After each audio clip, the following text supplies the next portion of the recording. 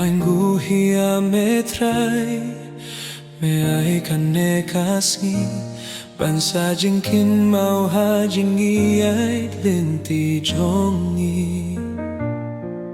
Hapteng jengge me bat yangi Dalakik sangti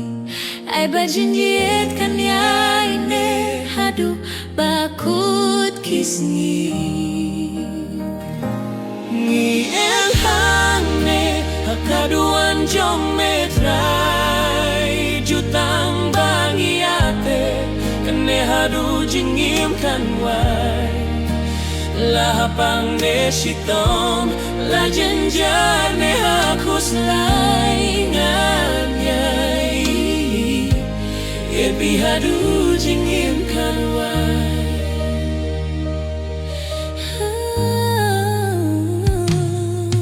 Longing kabat mai Nang ne ai kan stang Kampela hasuk ne jenjar bangi day ban kendulang Kumbangi lakular Kalay-layngin nam kila Ngan yay itya pila Hasitom shiba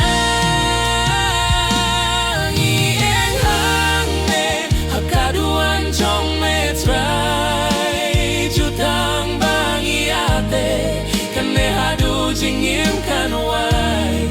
Lahapang ni sitong La jenjar ne hakus laingan yai Yepi hadu jingim kan wai Tuai kiktingan bat yepi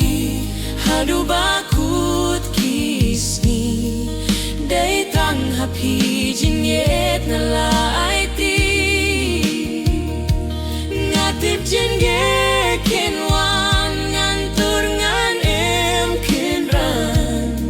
Washeting bat pinga dona jan Ni em hane hakaduan jong metrai Jutang bangi ate Kane hadu jingim kan wai Lahapang ne sitong la jenjar